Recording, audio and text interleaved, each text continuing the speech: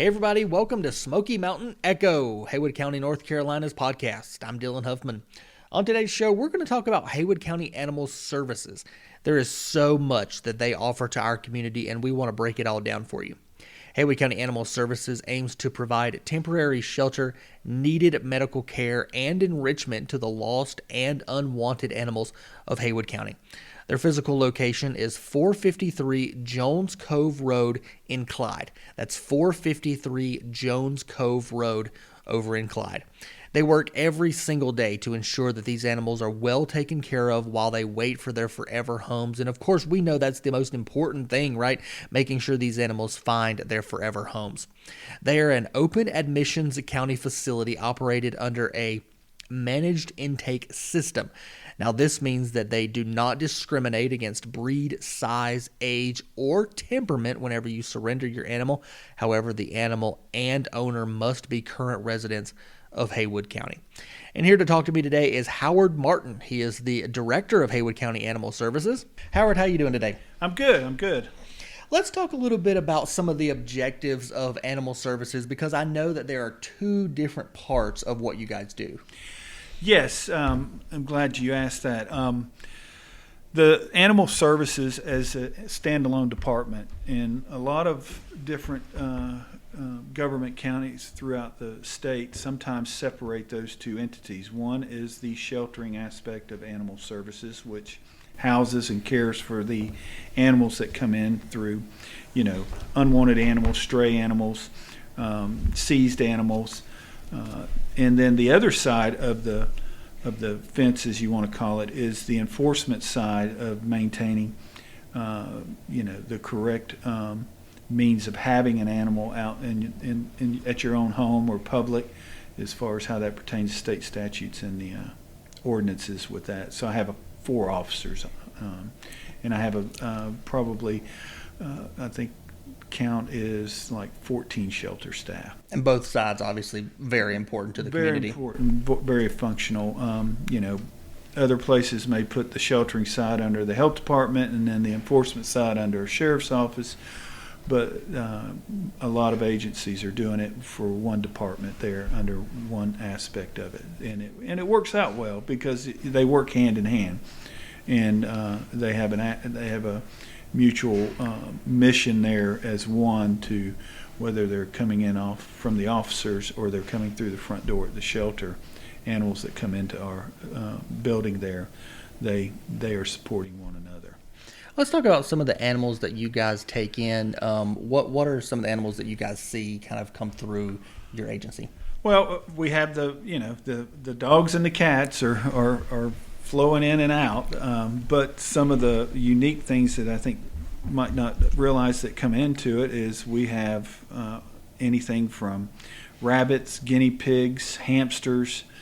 We've even had rats. Oh wow! The white rats people might have as pets.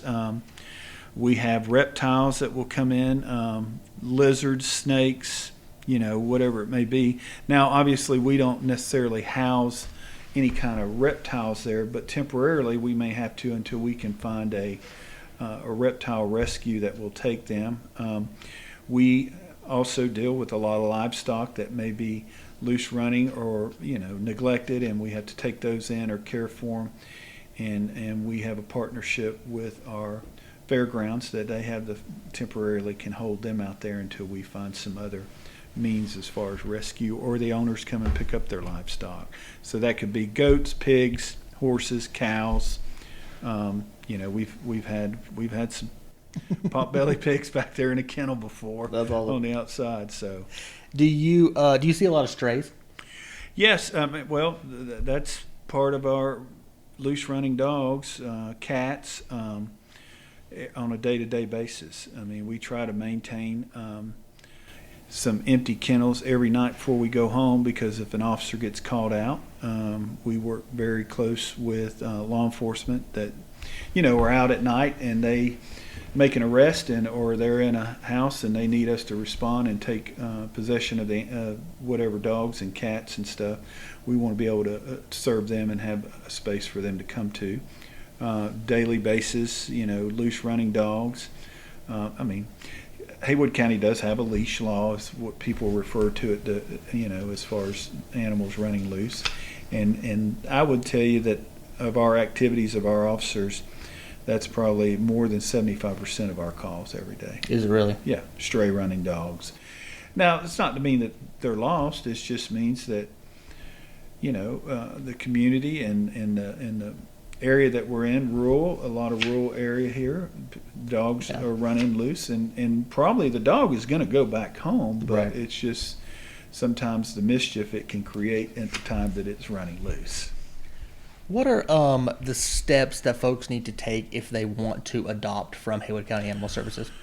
Well, it just, we went through a severe pandemic, so we kind of had to limit things we did as far as controlling the flow into the building with all that going on.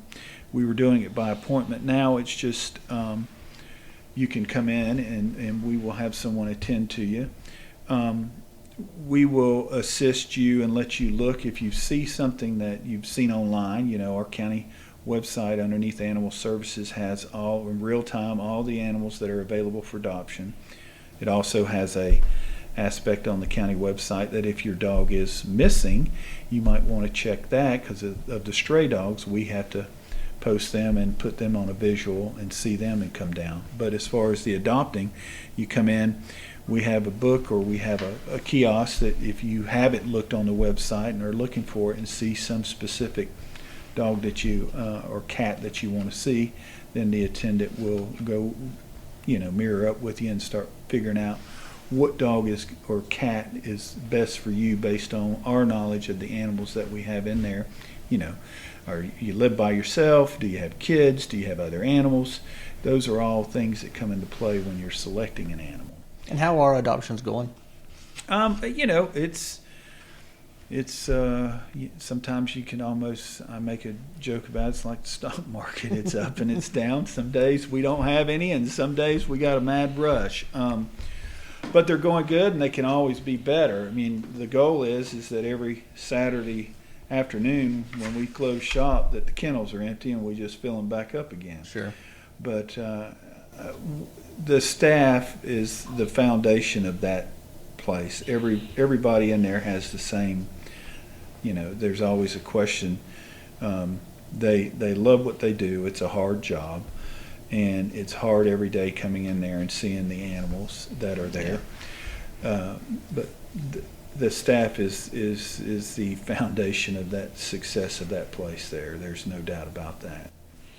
Let's talk a little bit about the staff and some of the care that these animals receive. I know you have a vet that's on staff. Right. Every day is, I think I made reference to it. We have live animals every day. So we come in, some staff comes in at 7. We have a vet tech, and she's our shelter manager, Holly Burst. She comes in every morning, 7 o'clock, does med rounds just like you were in a hospital. Every animal needs meds for that day, and that afternoon she does the same thing at 3 o'clock. The other staff comes in at 8, and we are cleaning every morning and feeding 7 days a week. And that takes, based on the layout of the dogs and the cats and whatever other animals we have, we're usually ready to go and pretty much cleaned up by 11 o'clock. That's every kennel gets cleaned every day, washed down, sanitized, disinfectant, and ready to go by 11. And then, in the afternoon, there's spot checking as we go through. And then some animals that need extra feedings through the afternoon before we go home at 5, they feed again and spot check and clean.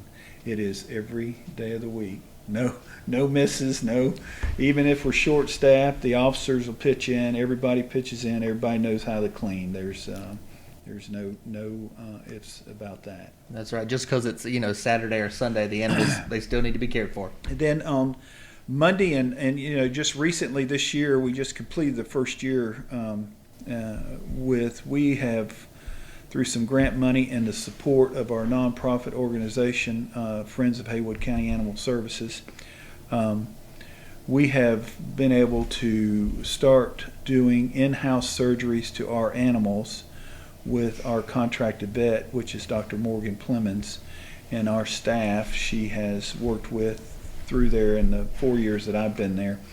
And we are actually averaging probably 10 or more spay-neuter surgeries a week. Oh, wow. To include any other procedures that she's able to do, and we don't even have to send those to an outside vet anymore. Now there are some things that come up that need it, but with the equipment and planning that we've done, that has increased our spay-neuter capabilities of the animals that come in, and disposition comes to us to have them ready for adoption. We don't adopt any animal that walks out of the building unless it's spay or neutered, and that plays a big part. Absolutely. And it actually has just been finalizing the budget that's upcoming. You can see the difference in the amount of funds that are needed. When we were doing outside, we're still doing outside spay neuters. We still take some animals over to the low-cost spay neuter in Nashville, but we're not doing near as many, and taking and spending that money over there. We're able to lessen that. Yes, do it in-house, and it has been a big success, just tremendous success. Let's talk about the animal control officers. What are some of the things that they may encounter day to day that the community may not be aware of? Well, they every day, in our intake side at the shelter, during normal hours, 10 to 5, we'll call in and, any complaints, welfares, loose running dogs, dogs in need. They're dispatched and put into the system on their computer that they have in the software we use, and respond all day long to what comes. We have one supervisor and 3 officers. We had a loose cow the other day. We'll respond to that. Now the sheriff's office or law enforcement may be there as far as traffic, but we will come and look at the situation and see if we need to load that up on our livestock trailer we have, or we can help them and assist them find the owner and have the owner come manage it. Animals that may have been abandoned somewhere, or and take in the animal there.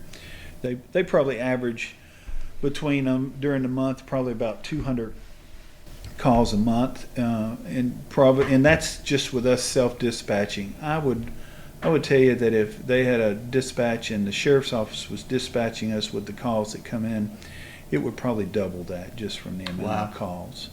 But it's kind of controlled, and we try to triage as much as we can with the calls that come in, without actually, maybe it takes a phone call or something of that nature to eliminate that call or resolve that call that's come in. But they work from 8 to 5 Monday through Friday, and then on after hours or on the weekends they're on call emergency basis. And generally that call out procedure is geared towards law enforcement or EMS who need them because they're at a site, or somebody's having to go to the hospital and they don't have anybody. We will come out and temporarily house those animals until they get out, or a family member can come and get them for after hours. What are some of the biggest challenges that you see day to day at Haywood County Animal Services, and what are some of the ways that the community could potentially help?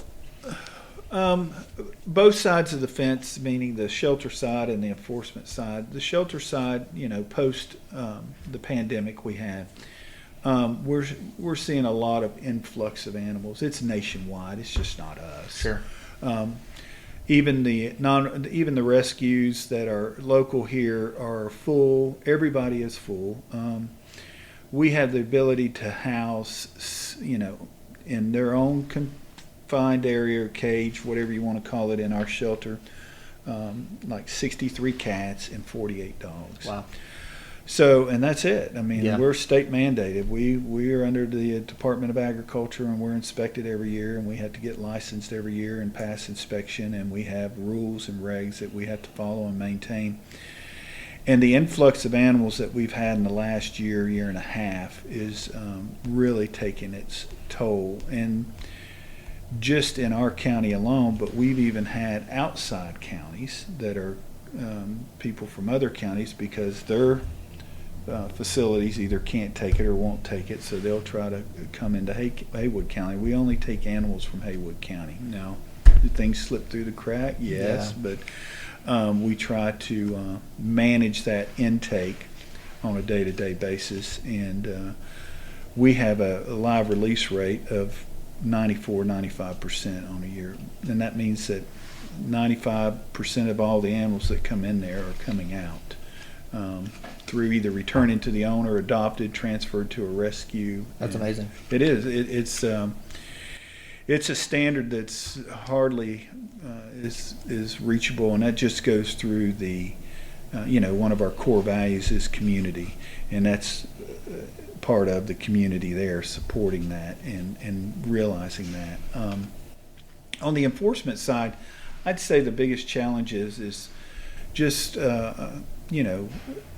more oversight of your animal. I mean, loose running animals, it could get hit, it could get eat up by another animal. Two dogs that don't know each other and they meet each other. I always refer to it as like two people sitting at the bar and looking, what are you looking at? What are you looking at? That's right. And that's the way dogs communicate too. And it's like, then you have, then you got a problem. Yeah. And if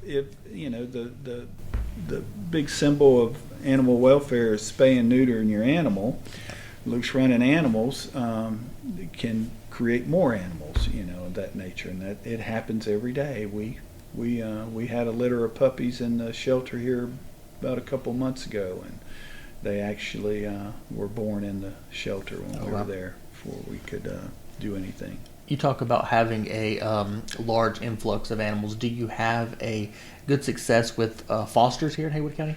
It comes and goes. They're volunteers, and we have some fosters, consistent fosters, and whatever the foster, we call them foster failures. Even if somebody fosters and then wants to adopt what they fostered, I'm all in for that. There's nothing wrong with that.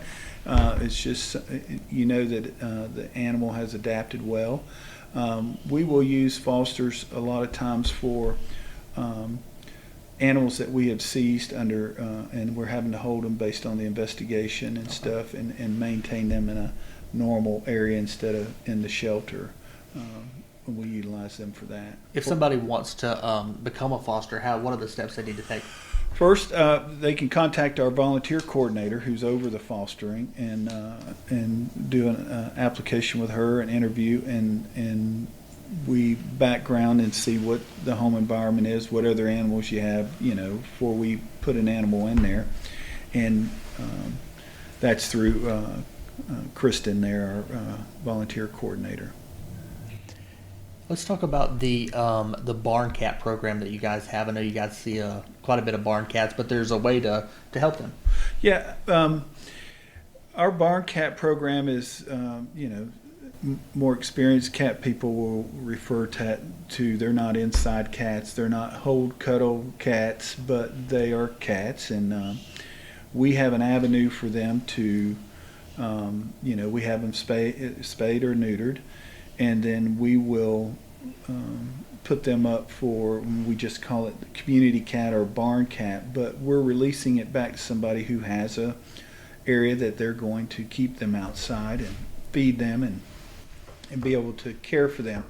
Now, there are organizations throughout the nation and the state, and they call it TNR, which stands for Trap, Neuter, and Release. We have an influx of cat. A cat can reproduce 4 litters a year. Wow. And that's why we have such a this community here has an organization that we work in hand with that go out to problem areas or people who just have gotten an influx of cats and reproduced, and they will trap them and go have them fixed and then return them back to the area. But our mission is we don't return an animal back to wild without it being attended to by someone. So the barn cat is our alternative in animal services to the trap, neuter, and release that organizations do, and it can be very successful with their efforts into it. And I think we've got 6 or 8 in there now. We just had neutered and spayed this past week, and people are already calling about them. So Good. and it works out very. I mean, that's why we have such a high live release rate with the cats. So Absolutely. it's very positive on that. Can't do that with a dog. Cats Right. are easier to tend to themselves than dogs. Dogs are like having a constant 2-year-old around. You always got to be on top of them. They're getting in trouble no matter what. Always got to have some supervision. That's right. Constant supervision. Do you have any success stories that you could share with us? We just recently had a beagle. I think it may even had some dachshund in it, but it's definitely a basset when you look at it. But it just was an unusual. That dog came into the facility. It looked like it was already housebroken and everything. And one of our nonprofit volunteers that's in the board and works in conjunction with us, a lot of our social media stuff, was in there one Saturday, and she just recently lost a dog. And, you know, she walked by that dog and it just hit her, and she called and says, "Is this dog up for adoption?" And I said, "Well, I'm pretty sure it is." She goes, "I just thought I'd never get another dog." And several weeks later, after she already had the dog was inside and started whining and everything, and they went outside and something was on fire, one of their vehicles or something. Oh, wow. And the dog let them know that. So How crazy is that? So she is thrilled to death with it, and that little basset, it's a female basset, she just loves it to death, kind of goes with her everywhere. And I think she's only had him for 3 or 4 weeks now. Wow, that's awesome. It's always good to have a good pet around. Yeah, I mean, I keep one myself, so. So do I. Let's kind of finish up with, how are some ways that individuals or businesses in the community can get involved, maybe through donations, volunteering? What are some ways that we can support? Well, we're very fortunate with the community we have here in Haywood County, very supportive. As I mentioned, our nonprofit organization, Friends of Haywood County Animal Shelter, support us to the point where through the donations that come into them, they strictly support our shelter. They provide the ability for us to even do more and care for these animals and give them more care and medical care, or some heightened enrichments, supplies and stuff for that, than normally would. Volunteering, even if it's coming in and walking a dog in the afternoons after we show you what needs to be done and how to approach animals. It's like a gold standard. The state requirement of a shelter who's licensed will tell you that you need to enrich this dog after it's been here 30 days. Well, what about the first 30 days? Because a dog can go crazy 30 days locked up in a shelter. So those dogs the staff is adamant and gets angry when they can't take them out on a day-to-day basis as far as that. So that makes a big difference. The nonprofit organization, after about the first year I was here, we, in conjunction with our facilities in the county, forefronted, and we built a walking trail back there behind our facility now. Okay. So we don't even have to take our animals off property and have the possibility of something happening, or we have our own walking trail that's, not only you can exercise while you're walking because it's got some hill to it and hill down, but that has been a welcome donation that came through them, and it was a mutual working relationship, because our facilities department with Tim Sisk and his guys.